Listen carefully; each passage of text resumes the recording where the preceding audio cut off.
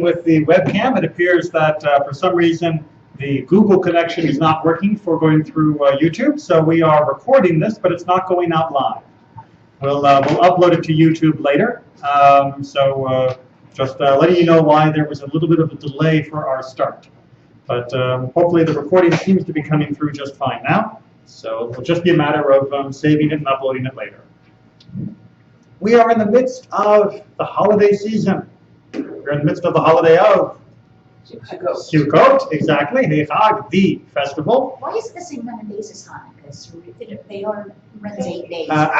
Actually, it runs 7 days. But the diaspora here outside of Israel, we have a little bit longer because of the way it works out with the end. But in fact, Hanukkah was What will be 8? Hanukkah was decided to be 8 days because we had missed Sukkot. That's what the actual book of the Maccabees says. I know that most of us have learned the story about about a pot of oil that lasted a long time. Nowhere in the book of Maccabees does it discuss that. The book of Maccabees says that they had Hanukkah to be 8 days because they had missed this festival time period because it had been under the occupation of the Seleucid Empire, and therefore they were doing a makeup celebration for what had been missed because of the conquest. So that's why they end up being the same days, but it's only the same if you count the next holiday. Because what's the next holiday on the counter? Shmini Atzeret. And how long is Shmini Atzeret? 2 days, 1 day. How long is Shmini Atzeret? It's 1 day. 1 day in Israel. 2 days in the diaspora. 2 days in diaspora. And what holiday comes after it? Simchat Torah. That's the trick question. Simchat Torah is the second day of Shmini Atzeret in the diaspora. Simchat Torah is not a separate holiday. Simchat Torah is the second day of Shmini Atzeret. Okay, and one way that we can know that incontrovertibly, well, one, I guess is very simple, is to know that throughout all of Jewish legal discussion, all the way up until the Middle Ages, no one has any record of a holiday called Simchat Torah.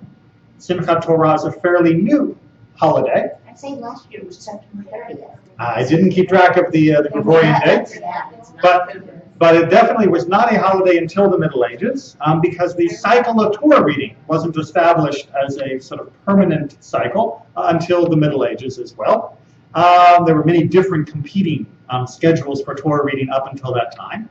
The other way to know, of course, is that when you are reading the prayers for Simchat Torah, when you're reading the Amidah, it will say quite clearly that you should say these lines for Shmini Atzeret and Simchat Torah. There is no difference in the Amidot between the two. There's a difference for Shavuot, a difference for Pesach, a difference for Shmini Atzeret and Simchat Torah together. Yes. In Israel, Simchat Torah is Shmini Atzeret. Exactly. They only 1 day, and they celebrate them both simultaneously. So if you go to services for that day, is it Yisro that day too? It would have to be. I don't know from personal experience because of the scheduling when I went to Israel. I haven't actually been there for that, Right. but I would imagine that it would have to be. There wouldn't be much of an alternative. It would just seem to me it's like kind of A jarring shift between the celebration of Simchat Torah and the rather more solemn nature of the Easter service. Yes, but So in Israel, they actually celebrate combined on 1 day. well, so do we. We just don't realize that that's what we're doing. But we're doing 2 days. We get 2 days of Shmini Atzeret, and so we can call the second day something else and make it feel different. Whereas in Israel, they've only got 1 day. Can you translate it? What is Shmini or Shmini Atzeret. Atzeret. Shmini Atzeret means the 8th convocation, and it's because it's the gathering of the people on the 8th day that would be the 8th day of Sukkot, were Sukkot to have 8 days. But of course, Sukkot doesn't, and so this extra holiday, Shmini Atzeret / Simchat Torah, is actually a separate holiday. Does that make sense? Monday. What's that? It's Monday. That begins Sunday night and Monday, and then Monday night is the Simchat Torah part of Shmini Atzeret, and Tuesday morning is the Simchat Torah part as well. for the mornings. We got that? Yes. Okay. Torah. Because we're going to be celebrating the Torah right now. I should point out, by the way, just for purposes of why we don't have a Chumash in front of us for this particular study session, what parasha is it this week? Passover, the parsha, the intermediate days. Exactly. There is no parasha officially. There is only a special reading that we do, the Shabbat, because it is the Chol HaMoed Sukkot. It is the intermediate days of Sukkot's Shabbat, or the Shabbat for the intermediate days of Sukkot. What's that? Well, Rosh Chodesh overlaps with Shabbat, and we still do the parasha of the week together with Rosh Chodesh readings. For this, there is no parasha of the week at all. It is purely Sukkot-aimed Torah readings. So, as such, we don't have a Torah portion to talk about this week. But rather than just let you stay home, we're going to talk about the object of our celebration, which is, for Simchat Torah, which is Torah itself, which also is a very fitting reboot to our annual cycle of reading the Torah and for studying the Torah as part of this class. We celebrate the rereading of the Torah on Simchat Torah, right? We finish the Torah reading and then we start up again. We believe there should be no delay between the end of one reading of the Torah and the beginning again. There's always more to learn, always more to uncover, and of course this is what we believe to be our obligation. Where did Torah come from? What do you mean, how do I mean? Some of our fathers read it. Someone wrote it? Who wrote it? Why is this book so important to us? I know this may sound like one of those questions like, well, everybody knows the answer to that. But, but let's articulate these answers if we all know them so well and so easily. Well, it's our agreed upon communal history of our people. Did you get to vote? It's our agreed upon communal version of history and of a society's organizing principles. So you got to vote on it? No. I didn't get to vote. Maybe my ballot got lost in the mail. It was the laws that were written that had to be written because of the people that traveled, that wandered across the desert after Egypt. I think it was after we were taken. I don't know, is it? I think it was. Huh. So hold on a second. When we talk about studying the Torah, we talk about it as being one of the primary responsibilities and joys of being a Jew. It's one of the reasons why Simchat Torah is so festive, is because we are just in love with Torah. But we don't even know when Torah was born. What's Torah's birthday? If you're in love with someone and you don't know their birthday, you're in trouble, let me tell you. If you're in love and you don't know their anniversary, you're in trouble. Well, no, if you're looking for his birthday, then according to the Torah, that birthday is the parsha we're reading, because it's Moses being on the top of the mountain. So, well, let's put it into our list then. It's pen's dead. Let's try a different pen. Copyright. If you were going to put a copyright date on the Torah, and if we had, there'd be no problems with any Jewish financial institutions at all. If we all got royalties off the Bible, we'd be sitting pretty. But we didn't copyright it, and if we had, it probably would have been erroneous anyway. We'll talk about authorship in a bit. But copyright. So one copyright would be Mount Sinai. That's one possible date for the copyright. Now, when I say possible date, please don't start throwing things at me and calling me an apikoros, which means heretic. Because as we're going to see, even within our tradition, there are differences of opinion on exactly when you might say the Torah was written and what that means. So one possible date for the copyright of the Torah, of when the Torah was written, would be Mount Sinai. They had calendar years back there, right? So they had their own calendar years, exactly. But that's it's more important to tag it to the event rather than a particular date, because that's how we tended to think about these things at the time. Right? Okay, so one possible copyright date would be at Mount Sinai, which would be the model that says, what, Moses went up, and then what happened? He had the commandments, but he tackled it up to the. Well, wait a minute. Hold on a second. He came down with 10 commandments.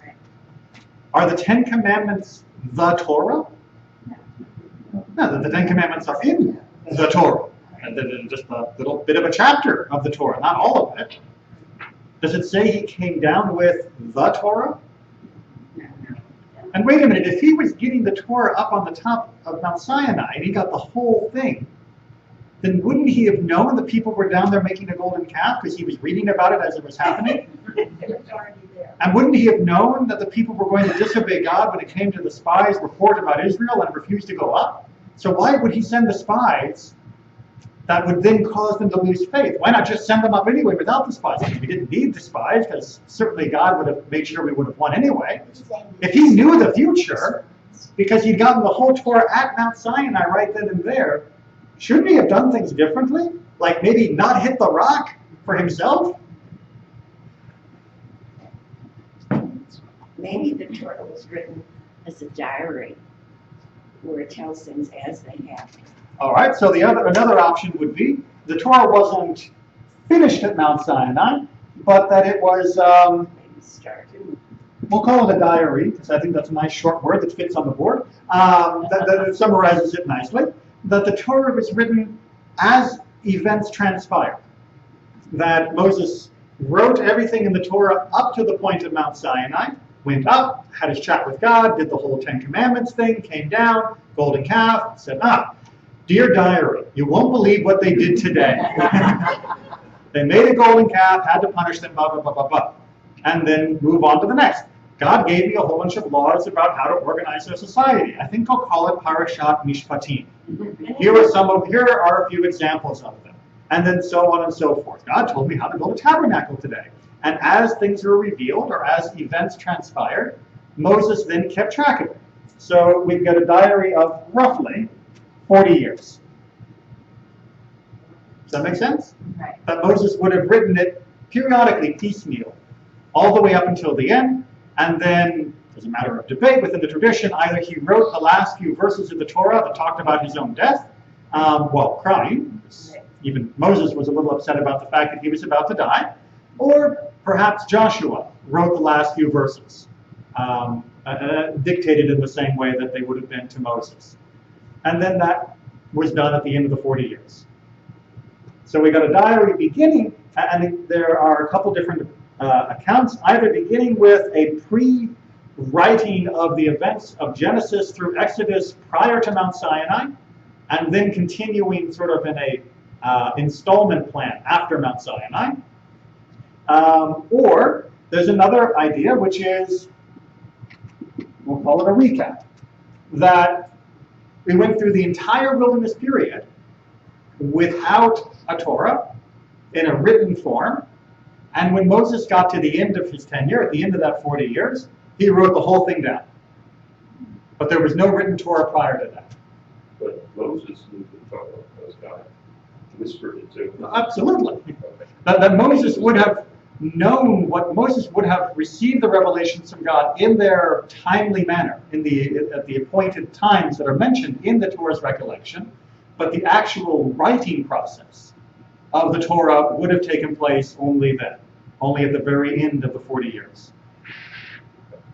Could it be also that there were multiple diaries, like other people kept records that survived and then were compiled later? Could it To be? make, Yes. to get like some of the earlier stuff, or to, Okay, so there's a question then, and this is something that has been debated within our tradition and much more so outside the tradition. Well, what about this part of the timeline? Who wrote the stuff about Abraham? And the Garden of Eden. And the Garden of Eden, and all the way back to creation itself? Were these copies of books that Moses had and that he then added to? Or did God sit him down and say, here's the history of the last 2,000 years, let me bring you up to speed, write it down as I tell you, I would assume so. and then you keep adding as I tell you new stuff? Maybe it was in the form of a journal, not exactly a daily diary, Mm-hmm. but maybe every year or so somebody would sit down and write what happened. A digest of this year's major revelations, quite literally. The New Year's letter. The New Year's letter, exactly. The State of the Union address that would summarize what had happened. Well, let's take a look at, well, actually, before we get to the traditional commentaries and discussion as well as some modern thinking on this, does it matter? No. Has it mattered? Philosophically, would we be upset one way or the other? Can someone be a good Jew and say, I believe everything was given at Mount Sinai? Can someone else be a good Jew and say, I believe everything was done as a diary from Mount Sinai onward? Or can someone be a good Jew that says, I think that God talked to Moses all the time, but Moses didn't write a thing down until the end of the 40 years? Can you be a good Jew and believe all of those? I'm just curious, what was the level of literacy in those days? How many people actually could write? Well, we don't know, because they didn't keep good written records of their literacy rates. It's one of those catch-22s. And even if they did keep good records, they didn't leave them for us, for posterity. We do know that literacy was very common among the knowledgeable of the Egyptian royalty and religious castes.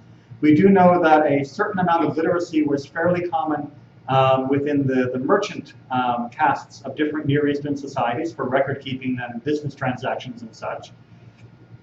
We don't have good evidence, one way or the other, of whether or not peasants, as we might call them, were literate.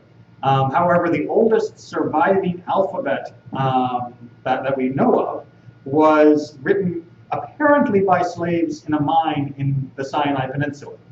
So we're not sure whether literacy was entirely restricted to the upper classes or whether it was more pervasive. What peoples were those? The ites? What does that mean with ites? And we're not sure who wrote it because all they left behind was the alphabet, or their alphabet. So they didn't sign it. And by the way, we are also known as. But there's also, in historical, older societies, long-standing tradition of storytellers and being able to tell long, complicated, and retell long, complicated stories. Absolutely. One of the fallacies of literate societies is believing that illiterate societies have poor record keeping. Most of us, if we were asked to remember the last 30 the 30-item list of our shopping list, would probably find that a bit challenging, give or take various levels of mental degradation given from age. Most of us would probably find it hard to just, day in, day out, remember 30 things that I want to pick up at the supermarket. And yet, in most pre-literate societies that don't have a widespread literacy, remembering 30 things is quite easy. Because if you don't remember 30 things, you don't make it back to your village and you're dead. So you learn to remember it. And when remembering the stories of your people, we're more than just remembering things that were fun to say around the campfire, like we treat stories at a Boy Scout camp. Remembering stories around the campfire or around the hearth of the household or the community temple was a matter of life and death and of deep personal significance. And so you tried to remember them exactly right. And if you didn't remember them exactly right, the guy next to you might have remembered it exactly right. And between the two of you, you got the version that everybody agreed was what was said at that temple function, the hearth, or such. And the ability for pre-literate societies to have fixed texts that were not written is fairly well attested by modern anthropology, dealing with current pre-literate societies. So, yes, whether or not people were literate or not is a separate question than whether or not they had accurate record keeping and could have remembered stories from Abraham and Noah and such accurately. I guess when you get to that last question that you just asked is where I got my answer that it was sort of agreed upon, that as Jews, we tend not to focus so much, I think, on exactly where, when, how, but more on it's here and it's for us to embrace, to love, to study, and so on, because it's our agreed upon community. Yes, okay. Many cultures had oral history, Absolutely. and it was a big part of their Central part. It was Yes. the main method of transmitting information and a very accurate method on the whole for transferring information. You may be able to skew things in terms of gossip and slander and exaggeration and all of that. But when it comes to remembering what time to plant your crops so that you actually will get a harvest, people aren't playing a game of telephone like you did in kindergarten. They are really, really careful to make sure they remember exactly what happens when, so to make sure they get their harvest in correctly. So yes, it is a different level of care that can be taken in these oral communities. Okay, so And can you also add to that word of mouth? Like God cautioned at the Passover mhm. to be sure to teach your children. And every year you talk again and again and again and again. And repetition helps an awful lot. Absolutely. Let's go ahead and see just on that particular topic. It's a good segue to our text.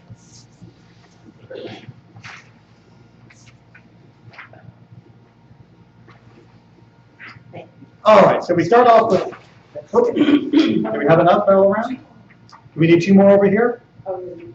I'm sure I have enough copies. Yes. One of the interesting things about what happened at Mount Sinai, Mm-hmm. most of the major religious disciplines point back to one person receiving some revelation, where at Mount Sinai there was somewhere around 3 million people. Give or take, yes. Yeah, somewhere in that area. So there's there's an argument that's advanced by, was made famous at least by Yehuda Halevi during the Middle Ages, which was the proof for both God and as well as the truth of our revelation is not logic and reason and philosophical insight and such, although we have all of that good stuff too. But his overwhelming proof was you couldn't get that many thousands and thousands and thousands of people to all say that, yeah, my granddad was there, if their granddad wasn't there. Because if I went to you and said, oh, don't you remember when your grandfather told you about this major event where he saw God? And you would say, no, my grandfather never did that. That would kind of ruin the whole Mount Sinai experience as being a story, as a collected story for the society. You can tell people, I saw something in a cave, and they can believe you or disbelieve you. But if you tell someone you saw something in a cave, they're going to subject that to a higher level of criticism.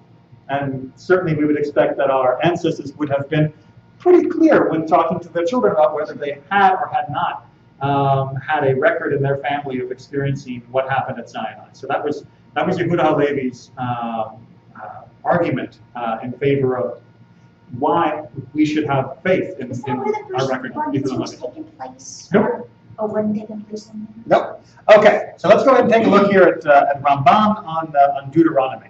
By the way, before we continue, since we've already mentioned a little bit about the notion of other revelations, of whether it was group or in a cave or whether it was earlier or later, it may surprise you to know that historically, that we were the last of the three Western religions to have a canonized text.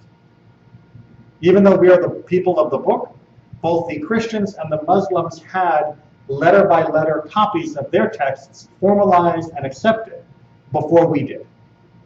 Because we were still arguing. Well, we were still debating, yes. We were still debating, whereas they had been burning. Very soon after the death of Muhammad, any contrary accounts of his life or his teachings that didn't fit the canon were collected and destroyed. And so there were no other versions that were different by letters or by words here or there. And as well, the Christian Bible also went through a very early and vigorous official canonization process, where anything that was considered to be outside the canon was destroyed and punishable as being heretical. Hence this whole discussion of the scrap of parchment that says Jesus had a wife. The reason why that would only be a scrap of parchment is because any other copies would have been destroyed or driven out of church-run institutions for the last 1,500 or more years. Whereas we had a much longer period where a letter here, a different spelling here, a different word choice there, were acceptable within we had a wider range of acceptable versions of the letter by letter. The basic content wasn't changed. It wasn't like someone would suddenly talk about God having a wife, but in some of these other versions. But letter by letter, there were some variations for a considerable period of time until we finally got our act together and decided when we would copyright it. So that actually didn't happen until way, way down here on the chart, if we're talking about the final printing of the Torah that we now have, letter for letter. So we have them letter for letter, but oftentimes it's this is written, this is read. We still do have a tradition of Ketiv and Kri, which is known as it's spots within the Torah and as well in the rest of the Bible where it may be written one way, which might indicate a certain pronunciation or a certain vocalization, but we pronounce it a different way. The example we just talked about last week from the Haftorah was from Samuel, is where at the very end it says Magdil or Migdol as a variation of the same word, and that variation plays out in our Birkat Hamazon. Magdil or Migdol. It's just a different ways of pronouncing the same letters. What's that? It's in parentheses anyway. It's in parentheses, exactly. But now we know that when we say Magdil, we say if it's a weekday, we say Magdil, and when it's Shabbat or a festival, we say Migdol, and when we're chanting the Haftorah formally, we say Migdol. Okay, but we don't change the way we wrote it. We still write it the same way. Okay, that's a very good point. Let's get to some of our commentators. And you had brought up the issue of teaching them to children diligently, so let's go ahead and have you start off, if you don't mind. This verse, in my opinion, is a negative commandment in which he admonishes severely that you should not forget the revelation on Mount Sinai, nor all the things which your eyes saw there, the thunderings and the lightnings, his glory and his greatness, and his words that you have heard there out of the midst of the fire. And you should convey all the things which your eyes saw at that glorious revelation to your children and your children's children forever. The benefit of this commandment is very great, for when we shall also transmit the matter to our children, they will know that the thing was true without doubt, as if all the generations had seen it. For we would not testify falsely to our children, and they will not doubt at all the testimony we will give them. Instead, they will believe for a certainty that all of us saw it with our eyes, and likewise they will believe all that we have told them. All right. The importance of the transmission of this is the Torah. Yes? Let's see. Fell into my trap. Is this talking about Torah? It's talking about revelation. What does revelation mean? Something was revealed. Something was revealed. Thank you. That's not a trick question. Something was revealed. Well, we often make the assumption, and indeed we've often tried to simplify the statements as a way of, we claim, reinforcing faith. But we often make the assumption that when we say revelation, we mean the Torah that's in the Ark. That's not necessarily a one-to-one correlation. And saying that it's not necessarily a one-to-one correlation does not make you a heretic. Because after all, we have rabbis within the Talmud itself which hold all three of these positions. And you'll notice that the last two positions explicitly prevent the revelation at Sinai being just a recitation of the Torah in its totality. Right? If the Torah was a diary or a recap, it could not have been given entirely at Mount Sinai. So something was revealed, and it wasn't the Torah. Maybe it was the Ten Commandments. So one explanation is that what was revealed was the Ten Commandments themselves, or perhaps part of them were revealed publicly, and the rest were revealed privately because we were rather uncomfortable with that whole talking with God thing. Maybe just the first. Maybe just the first, or some say even just the Aleph of Anochi.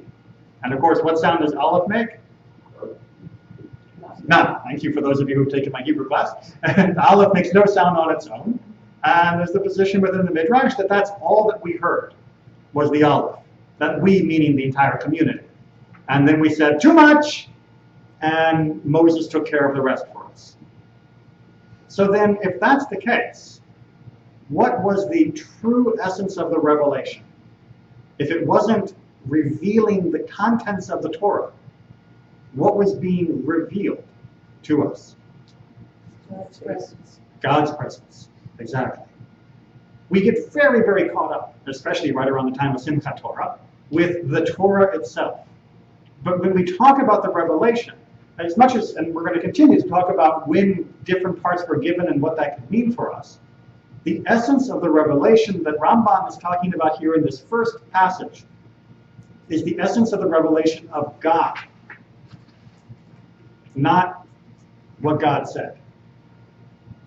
The fact that God would reveal God's self to an entire nation, not to an individual prophet, not to someone in a cave, not to some person on a burning bush, but to an entire nation simultaneously, is amazing. It's incredible. It is profound. That was the ultimate earth-changing moment that happened at Sinai. And we will debate and discuss and continue to try and understand how the individual words of the Torah came to get on the page that we now have. But we have to remember that the first and primary thing to rejoice about was the fact that God revealed God's self at all. Because that didn't have to happen. And there was a choice, there was a gift that God gave to us. Was revealing that God is here and with us, and what comes after, as they say, is commentary. Which means it's sovereign. Isn't that word sovereign? God is our sovereign, God is our king, God is our father, but God as part of the world, God as a presence in the world, God having a connection, having an impact, having an ability to touch the lives of an entire nation, not merely through his chosen prophets that would have an isolated and private experience of God alone. Make sense? By revealing himself, Mm-hmm. it made the impact of the Ten Commandments more potent. It made the impact of the Ten Commandments real. It's not just a matter of potent, it's a question of what authority do we place behind the commandments? Do we say these are the commandments because this is what's written on the piece of paper? And we say, well, since we've had this piece of paper for so long, therefore we should follow them. Or do we say these are the commandments because God revealed himself behind these? And saying that it's because God revealed himself is what gives justification to everything else that we do. Where we can find secondary and tertiary justifications. We can talk about the morality, the humanity, the beauty, the cultural benefits, and all sorts of other good things that go along with the commandments. But ultimately, the revelation wasn't about God having good advice for us. The revelation was about God being God. And everything else flows from that. Make sense? Reality. The reality of God, the existence of God, and the availability of God. One of the things that was hotly debated in the ancient world, and especially within the classical world of Greek and Roman society, was if there is a God, he is so far removed from this world that there's no point praying to God, thinking about God, or thinking that God has ever talked to us. Because it's the transcendent God that's so removed that we are as ants in the eyes of God, and you don't talk to ants. And ants aren't going to be heard by God either. The great revelation was that, no, actually, God does care about us. As insignificant as we may seem compared to God, that doesn't mean that that's too big of a gap for God to reach across. Nor does it mean it's too big of a gap for us to reach across. I think, as you're talking, I keep putting it into context as to when this event happened. Mm-hmm. That Mount Sinai happens, right after we get out, Mm-hmm. just a couple of months later, and how much, as a people, they would have needed that, whatever that experience was. They'd had hundreds of years of servitude. They felt nobody heard them.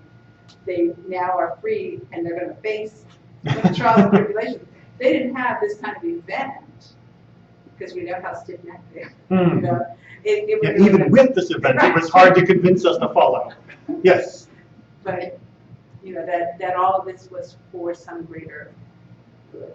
And on top of that, if you, again, put this within the context of having just left Egypt with its secret faiths, the very closed and cloistered priestly class, where you might have a few public events where you came and showed up and watched the religion happen, but you imagine that the God would talk to the rank and file, let alone the lowest of the low.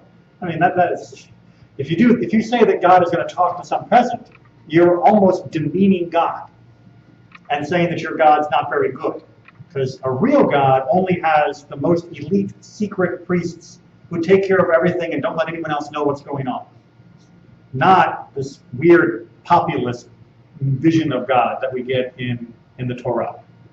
All right, let's keep going through some more commentaries about when this got written down, and we'll try and see how we can tie it together. So who'd like to take over? We're reading more Ramban, just to make sure that we understand that this isn't always about one author arguing with another author. You can get two different opinions within the same author that may seem initially as though they are contradictory, but in fact they work perfectly fine together. Especially if you remember that Revelation doesn't mean exactly Torah start to finish. So, Moses, our teacher, wrote this book of Genesis together with the whole Torah from the mouth of the Holy One, blessed is he. It is likely that he wrote it on Mount Sinai.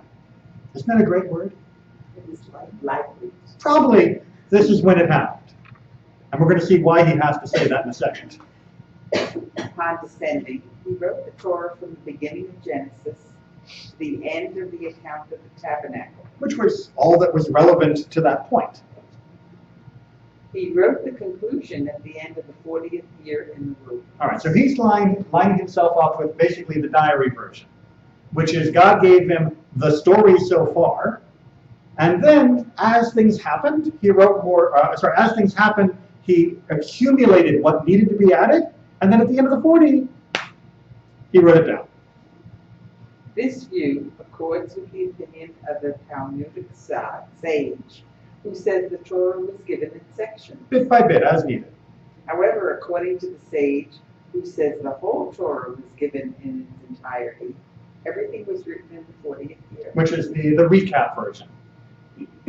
So there were two sages in the Talmud, both of which argued that God gave the Torah to Moses. One of them says that everything got written down at the end, and the other says no, things got written down as needed. And you know what? They still spoke to each other even though they disagreed about this. And they were still good friends, well, right up until the end. The reason the Torah was written in the third person instead of the first. In case you've never noticed, if we're saying this is the Torah of Moses, and that Moses wrote the whole Torah, why doesn't the Torah begin with the phrase, and God told Moses to say, in the beginning, ... Why doesn't Moses get mentioned until, we're a fifth of the way through? And then even when he gets mentioned, why isn't it written, and when I was born, my mother hid me, and then they put me in an ark, and then the princess found me? Why isn't it written in first person? Right. I mean, if Moses is the author of the Torah, where's the first person? Where's the I, the me?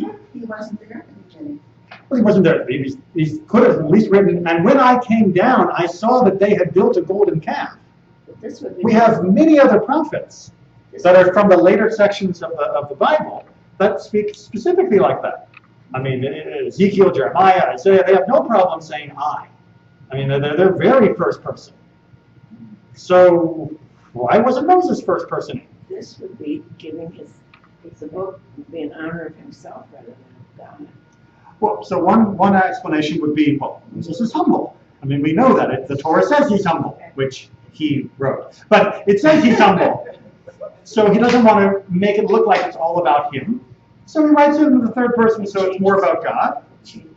He's the ghost Except, he's the ghost writer, except in this book of Deuteronomy. Because remember, the last fifth of the Torah, the book of Devarim, there actually are a lot of I and me statements being made by Moses.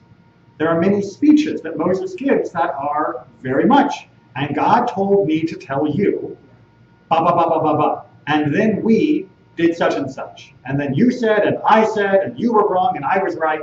He says that a lot. So it doesn't seem impossible for him to write it in first person, but shouldn't the whole thing have been written in first person? God revealed to me that the world was created in 7 days. Well, if God revealed to him, then it's God speaking through him. So he doesn't say I because he did not originate according to that. Because he didn't originate. Okay, let's see what the next line says. We'll see how that fits together. It has been transmitted to us by tradition that it was written with letters of black fire on a background of white fire. Thus Moses was like a scribe who copies from an ancient book and therefore he wrote anonymously. Okay. The Torah, as it says here, preceded the creation of the world. Therefore, the reason Moses didn't write it in first person is because Moses isn't the author. God is the author, and God wrote the Torah before the world existed. And therefore, all Moses did was copy down the pieces as God revealed them to him. How we're doing on that?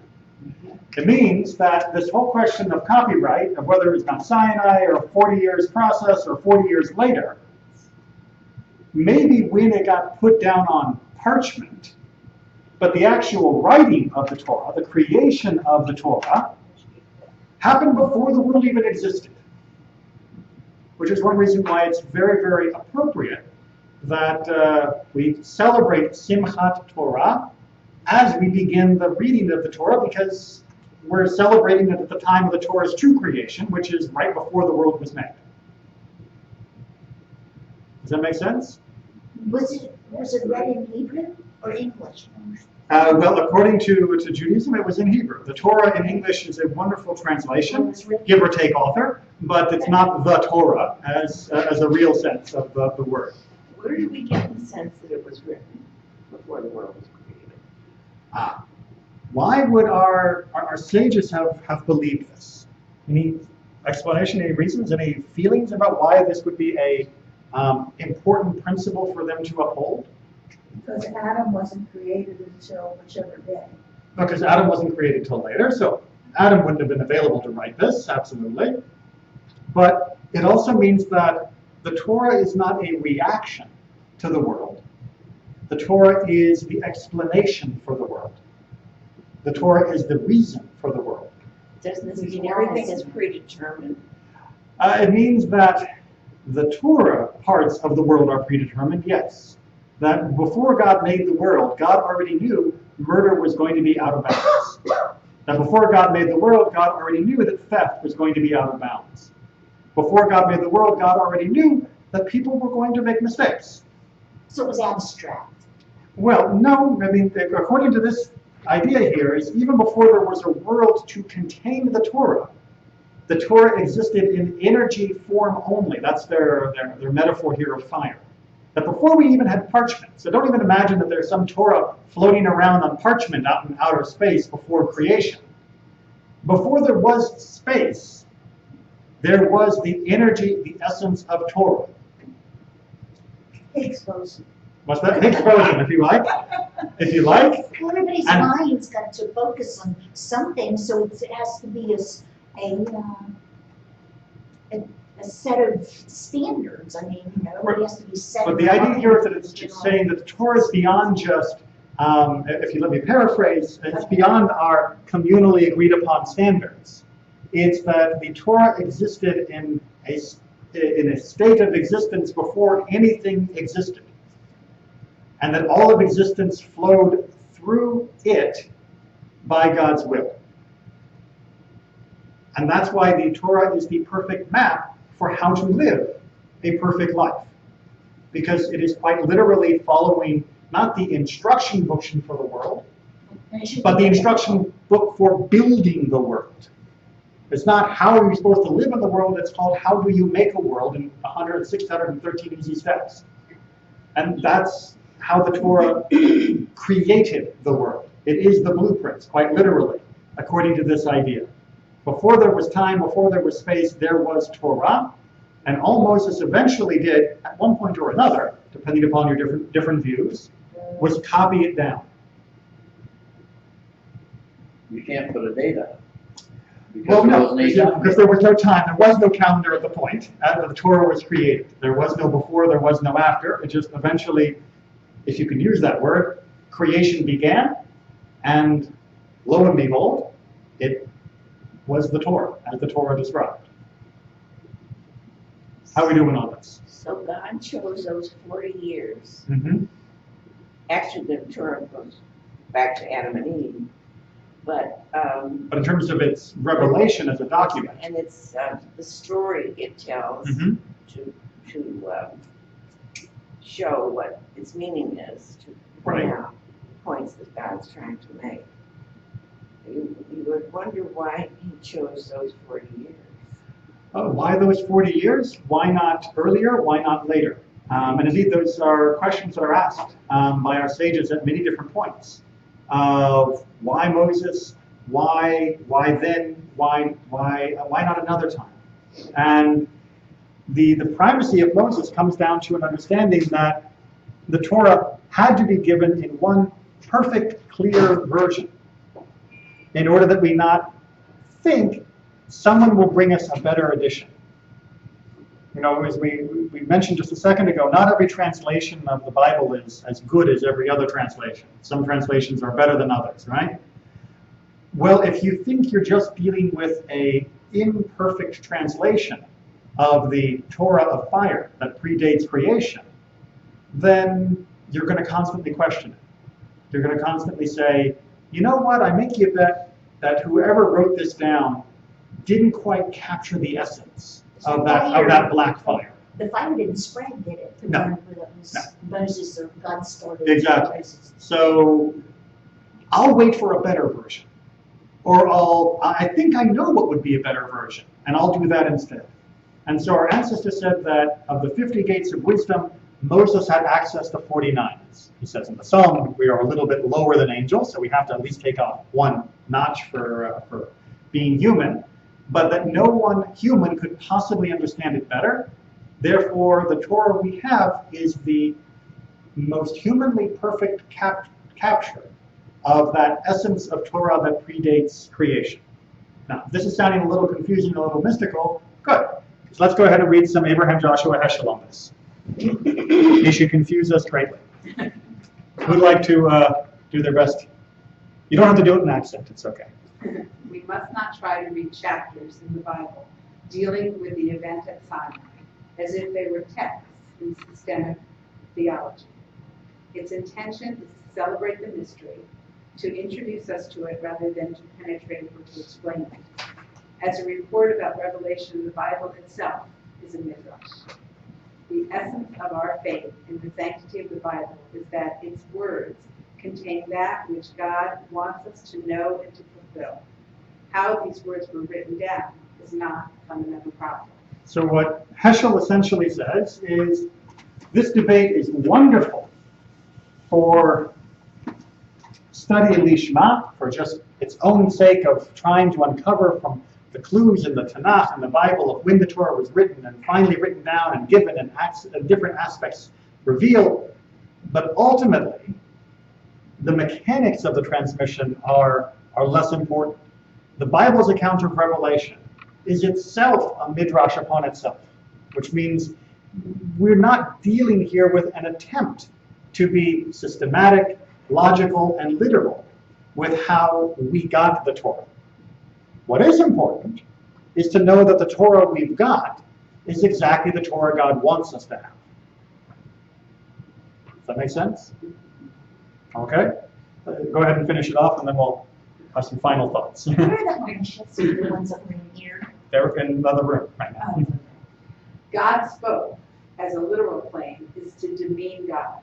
If anything, it is an understatement. Neither the human mind nor human language can adequately capture the nature of God or his relationships to creation. God is simply beyond human epistemological. Isn't epistemological a great word? Yes, accountability. Epistemological, for those who didn't take philosophy, is our theories of understanding of what we know, of how we know what we know. You know, what is truth kind of questions. Keep going. The language of the Bible is the language of man. However much it may contain the Spirit of God. It records two interrelated events, Matan Torah and Kabbalah Torah, God's revelation and Israel's appropriation of that revelation. Man's role in this appropriation is in every other instance of human perception, as in every other instance of human perception, is never purely passive. Human experience is intellectually transactional, and revelation is very much a human experience. It must involve both God and man as equally active partners. All right. This is why I said Heschel would finish us off nice and confused, mainly because his command of the English language is wonderful, as was his command of the Hebrew language and many other languages too. Any feelings about what you think he's trying to get at here? Well, I mean, we're limited by the fact that we're human. Mm-hmm. We can only do so much. And we can only understand so much. And we can only understand it in our own sphere of experience. And so it changes over time as we experience more. And so it is relational. Mm-hmm. And he sees it as our relationship with God. God gives us little avenues of insight, and that's what the Torah does, helps us. I couldn't say what that word means ineluctably. Inelucutably. Is, I didn't say it right. Ineluctably? Oh, it's a U instead of a. Is that it is unavoidably, Oh, that it's inescapably, that it's ineluctably? that there's no way to say that God spoke these words, and we were mere transcribers of these words, is to limit God's Torah. But to instead understand that God revealed himself to us, and that we, through the lens of Moses, captured the most perfect picture possible in human terms of that Torah of fire that predates all of existence, is a more accurate representation of what happened. However, that accurate representation of what happened doesn't make for a very good movie. But it does make for a much better theology, a much better belief. Because it means that therefore when we try to understand Torah, we're not merely trying to understand words on a page. We are trying to connect to the very essence of reality The people upon which it is made. and the prophet. It means we move past authorship questions. We move past transmission questions. We move past, well, when did it get written down, and who changed the spelling when, and who added the ketiv and decree, and all. It means that what the Torah is meant to do is it is a perfect wrapper for humans to carry us through to that next level of understanding of existence and God. And to stop only at the surface, to stop only as though, as long as I understand which word comes next, I'm done, is horribly short-sighted. And to get caught up in a almost trivial detail compared to the profundity of revelation itself. Make sense? I think the story of the Exodus and all says, okay, here you got this revelation. Mm-hmm. We don't stop here. Well, we got a place to go. Right. So I guess I should add as one caveat, the one thing that Judaism does say, as I sort of said as a different focus, is this is the most perfect capture of that Torah of fire, which means we're not waiting for the second edition, or the third edition, or the fourth edition, or the fifth edition. What we need to do is focus on understanding this better. And that understanding can be improved more and more and more. We don't change the revelation, but we can change our own understanding of the revelation, our own ability to find out what it means for us right now in our lives. Well, I mean, can I ask you, so I watch Jelly Hill TV on Friday nights. They have some descriptions on the Zohar. Right. Is that a good parable? I mean, can you read That's that? another question for another time. Oh, is that similar to the Torah, or is that? That's a whole different book. Okay. So for myself, reading this and then through a whole discussion, that moment at Sinai, Mhm. that big revelation, I think what Heschel is getting at is, as we explore Torah, Mhm. we read and we study, and you have those moments of epiphany that Mhm. feel so exhilarating. Yes. It's like that little piece of Sinai Yes. along the way to keep you engaged, and not to keep you engaged, but it keeps you engaged. Well, it reminds you that you are still connecting to the fire. That it's not just a book. It's not just, ooh, I found something interesting about Moby Dick. That there's a different Burning fire. bush, isn't it? The fire is the burning bush. Certainly the metaphor is Maple extended, bit yes, and exactly. popsicle, So, when we get up and we dance for Simchat Torah, and we celebrate on Monday night and Tuesday morning, remember, we're not just celebrating the publishing of a great book. We are celebrating our connection to God and our connection to this piece of timeless power that predates all of existence. And the Torah is our point of entry for all of that. And with that, I'll see everyone hopefully on Shabbat, and hopefully for Shmini Atzeres, and hopefully for Simchat Torah. And we should be back on next Wednesday as well. Now, whatever's on YouTube.